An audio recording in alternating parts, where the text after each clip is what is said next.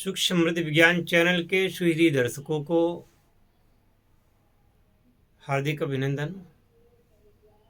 और मैं अपने किए गए वायदे के मुताबिक आप लोगों को आज से आयुर्वेद के बारे में भी बताऊंगा।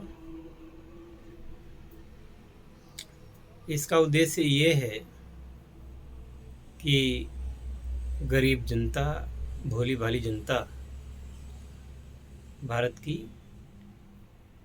जो बहुत ज़्यादा पैसे नहीं खर्च कर सकती है, उनके लिए स्वास्थ्य के दरवाजे बंद न हों, उन्हें विश्वास से लाभ हो और उन्हें अपने जीने का सही तरीका मिल सके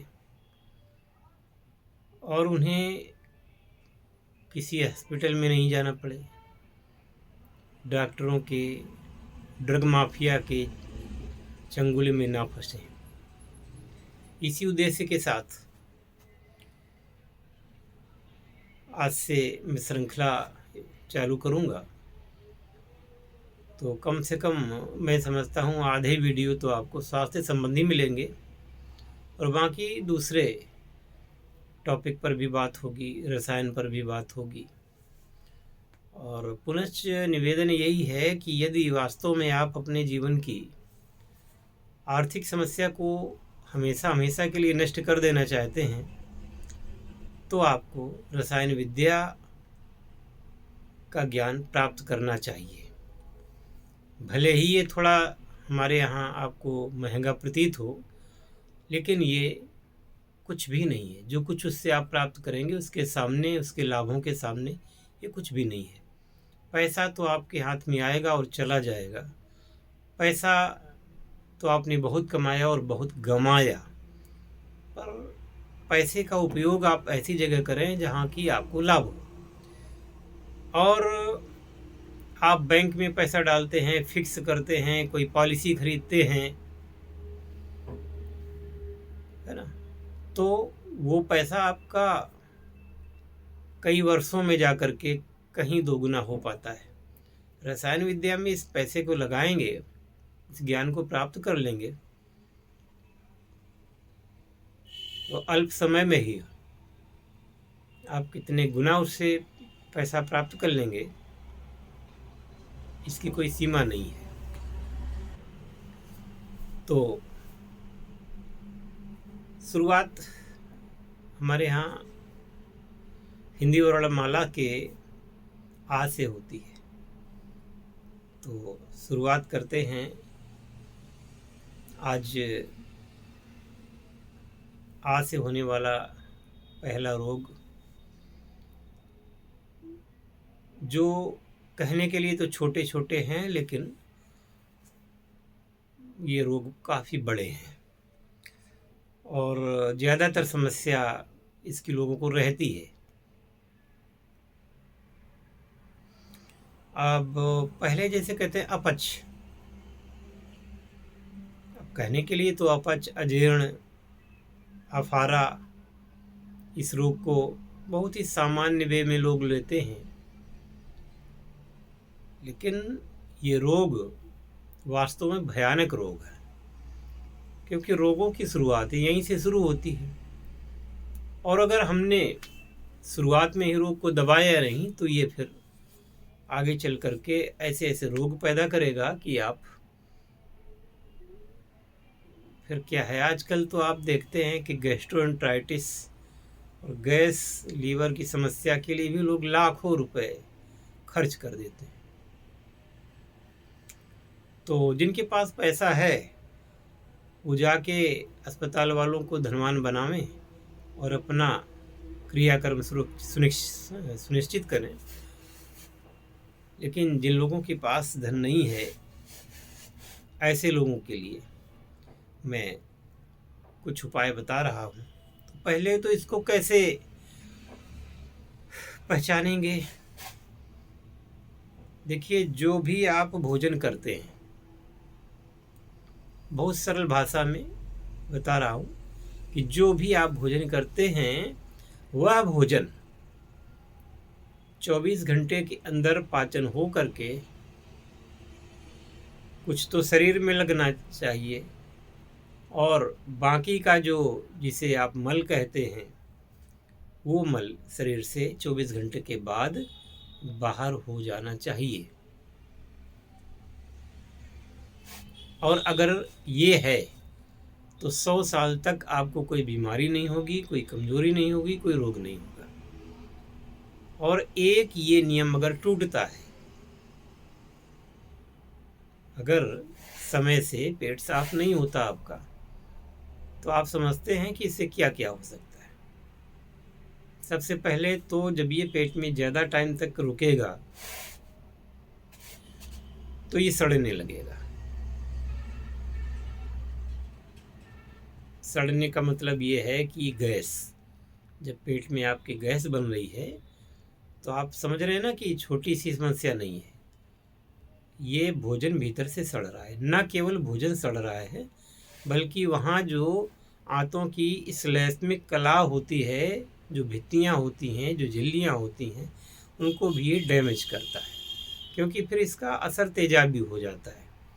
जब तेजाबी असर हो जाएगा तो ये एक तरफ तो पेट से गंदी वायु काफ़ी खारिज होगी और वो रुकने का नाम नहीं लेगी।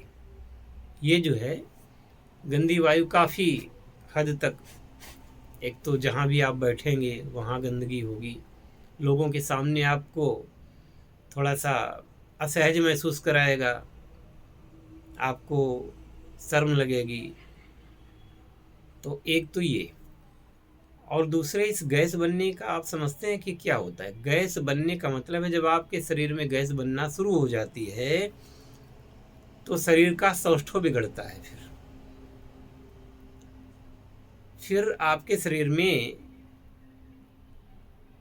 मांस फूलने लगता है, मांस थुलथुला होने लगता है, ताकत की कमी। और मांस जब थुलथुला होने लगता है इसके बाद में धीरे धीरे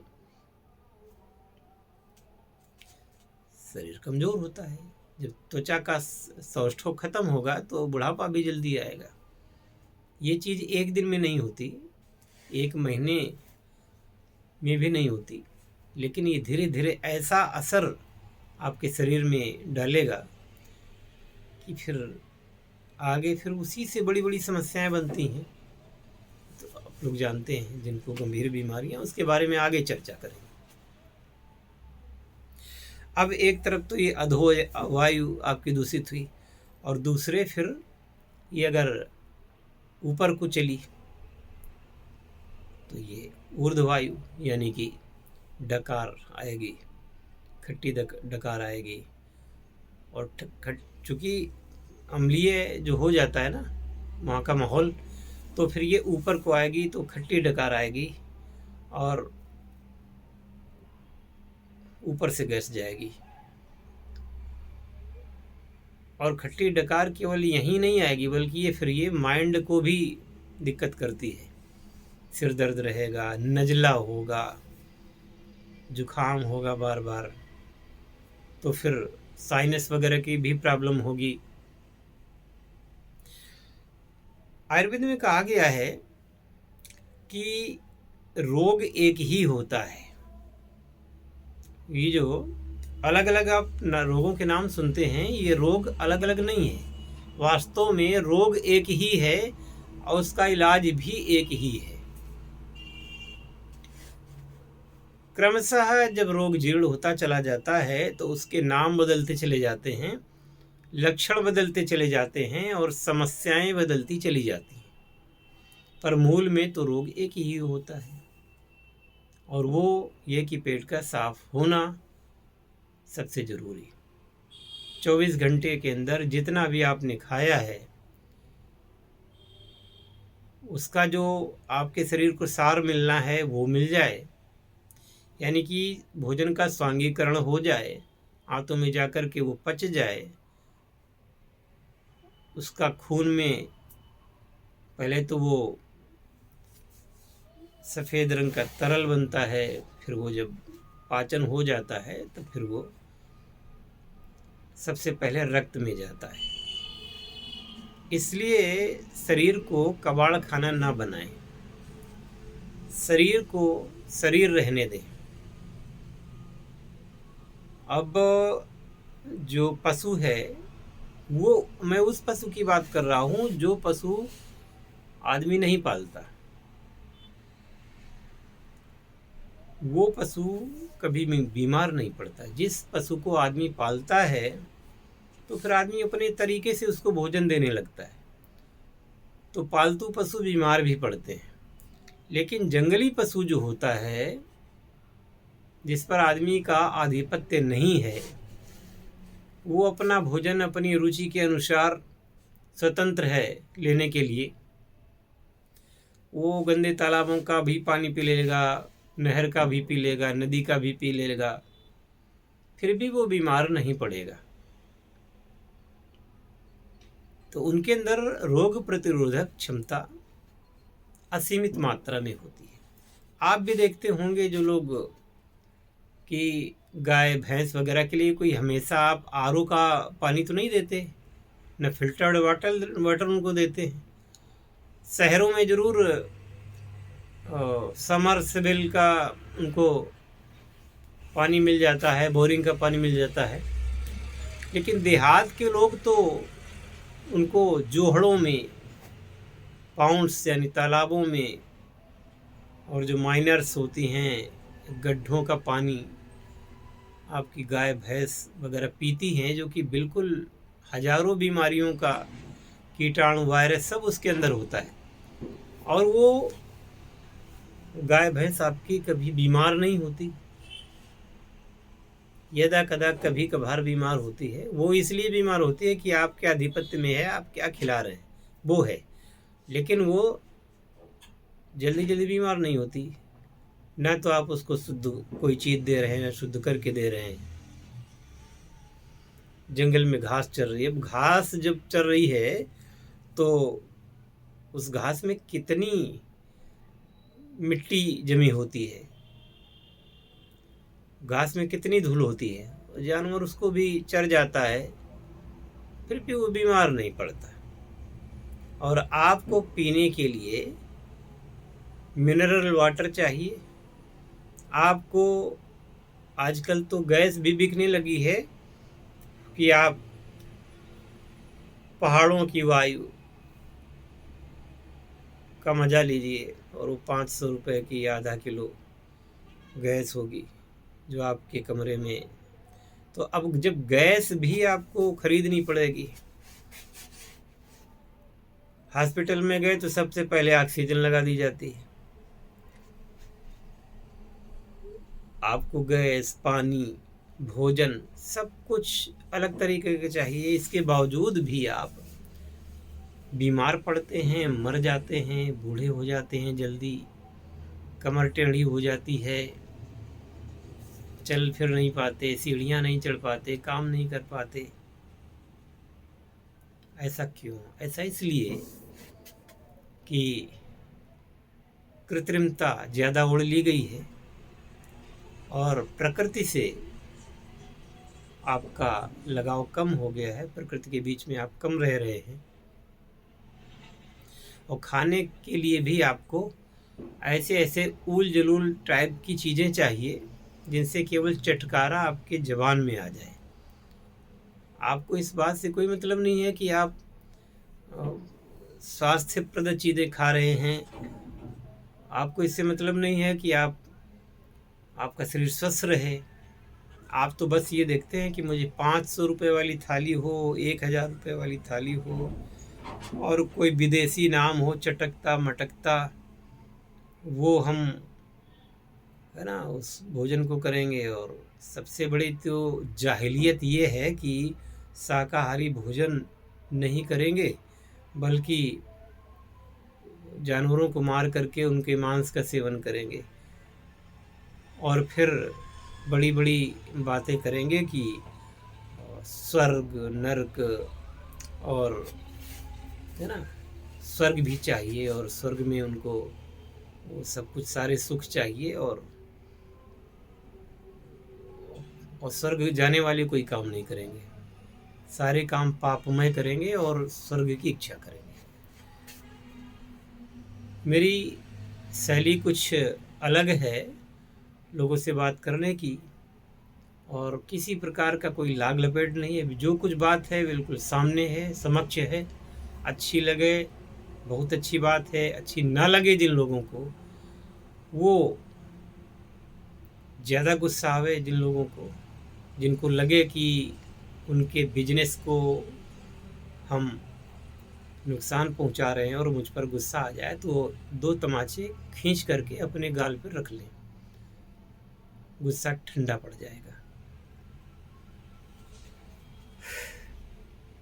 तो अब ये जो पेट की समस्या है, उसके लिए आपको कोई मेडिकल स्टोर जाने की ज़रूरत नहीं है। कुछ चीज़ें तो पंसारी की दुकान से मिल जाएंगी, कुछ चीज़ें आपके किचन में मिल जाएंगी। तो अगर ये समस्या आती है कि गैस बन रही है,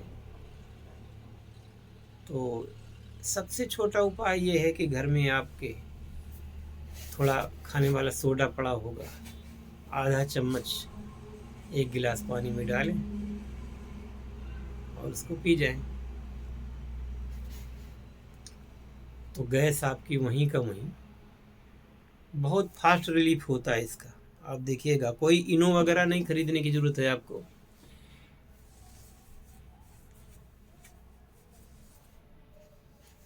अब बहुत सारे लोगों को दिन भर कुछ चबाने की आदत होती है, जैसे नशा वगैरह करते हैं।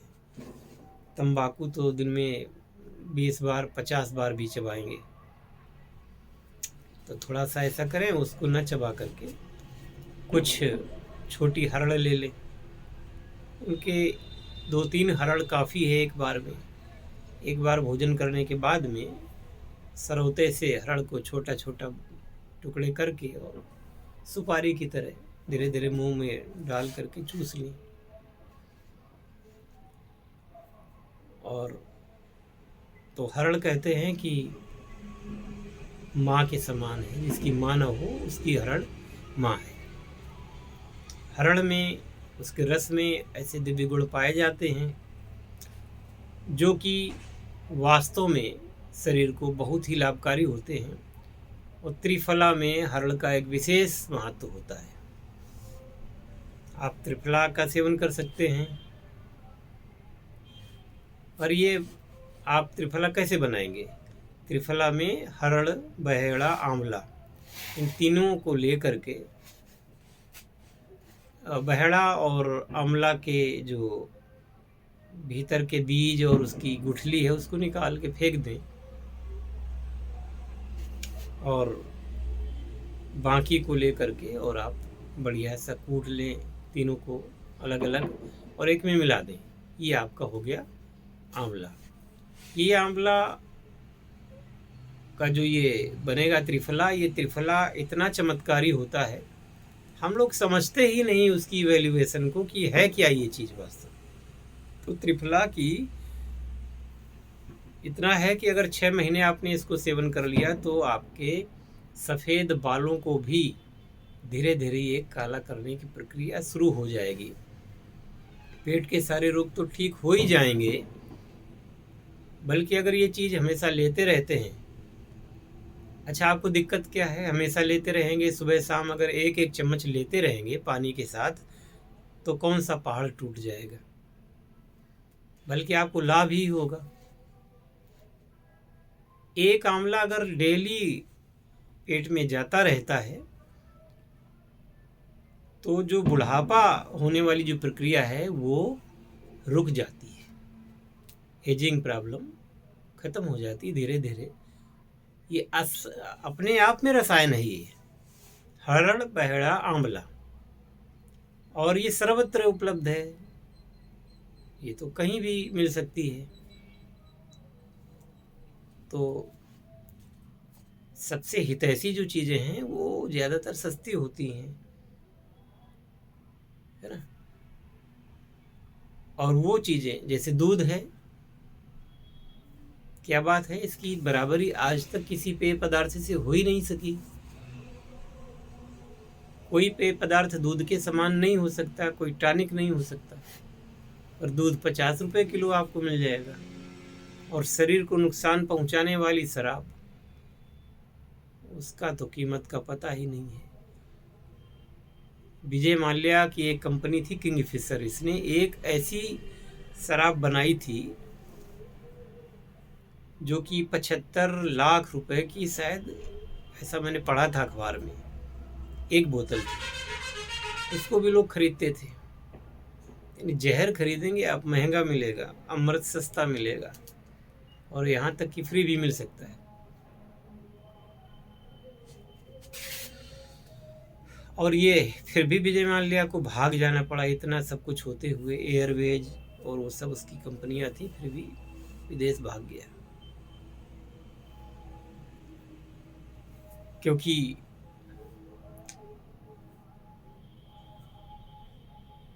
जितना बड़ा आदमी होता है वैसे उसके सगल होते हैं, वैसे उसके दुर्गुण होते हैं जिन पर वो इतना पैसा खर्च करता है। वो तो आप लोग जानते ही। तो त्रिफला का प्रयोग कर सकते हैं, हरड़ का प्रयोग कर सकते हैं।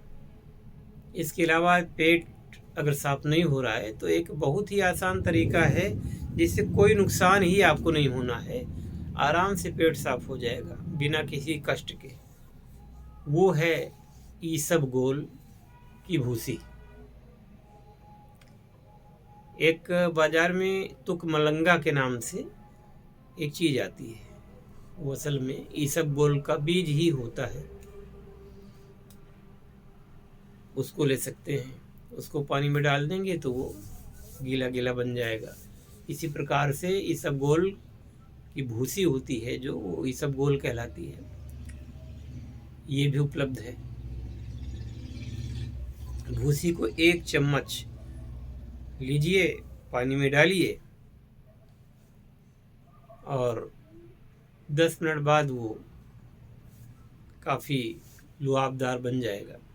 उसमें आप चाहें तो थोड़ा सा गुड़ मिला लें, शहद मिला लें, ना मिलाना चाहें तो कुछ ना मिलाएं, केवल ईसबगोल की भूसी को पानी में डाल करके, और वो थोड़ी देर बाद आप उसको पी लें। आराम से सो जाएं, सुबह उठेंगे तो बिना तकलीफ के पेट साफ होगा। थोड़ा सा कपालभाति कर लिया करें।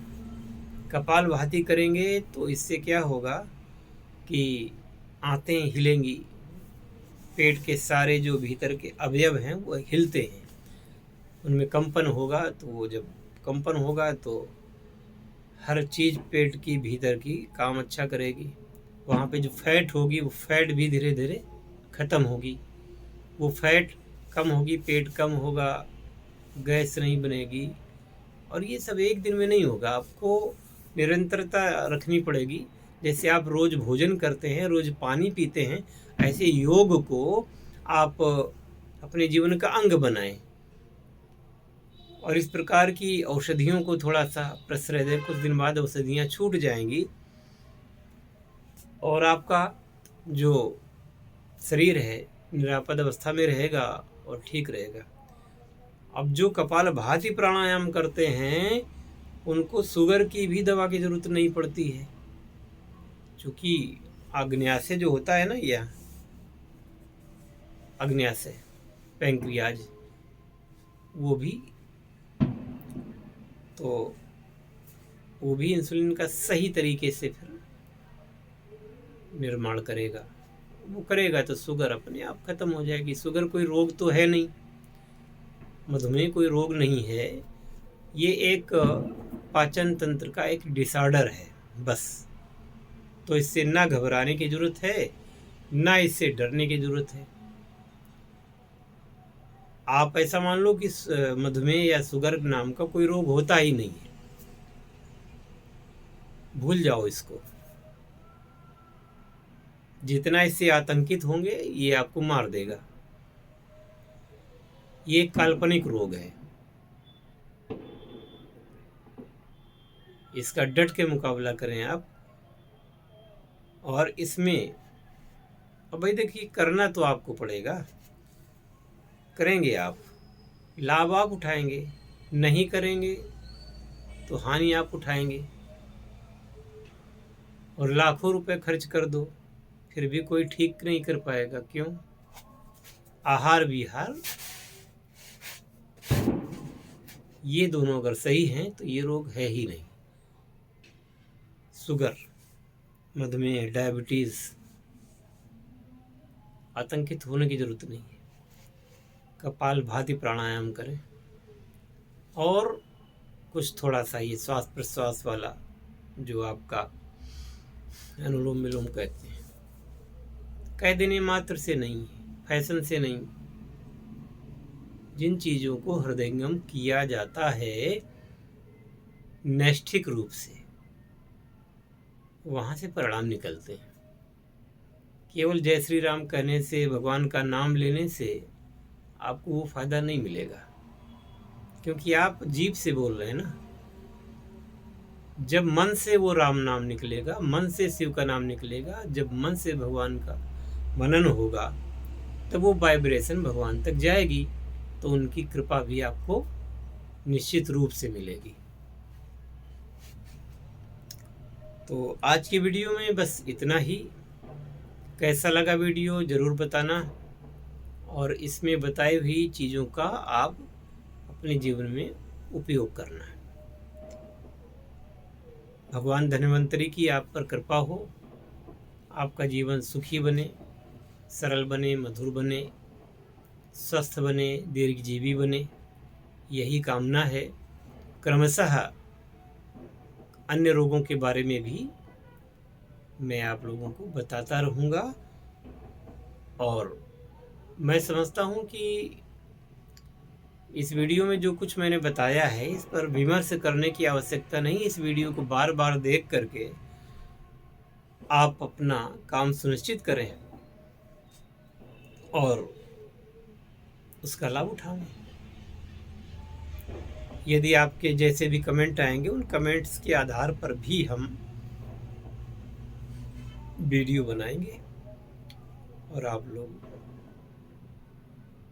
अपने अपने रोग के बारे में कमेंट करेंगे तो हम आपके नाम के साथ भी, है ना, आपके नाम के साथ आपकी समस्या का उपाय भी बताएंगे और उस पर वीडियो भी बनाएंगे। तो मान लीजिए कि किसी रोग के बारे में जितने ज़्यादा कमेंट एक रोग के बारे में होंगे, उस रोग के बारे में वीडियो बनाना फिर हमारी मजबूरी हो जाएगी और मैं उसको बनाऊंगा ही। और जिन जिन लोगों के कमेंट होंगे उन लोगों के नाम भी हम यथासंभव शामिल करने की कोशिश करेंगे। इसी के साथ ये वीडियो यहीं पर समाप्त करते हैं। मेरे साथ बोलिए, जय शिव शंकर, जय भोलेनाथ, हर हर महादेव। और जय श्री राम तो आपको बोलना ही पड़ेगा। हरि ओम तत्सत।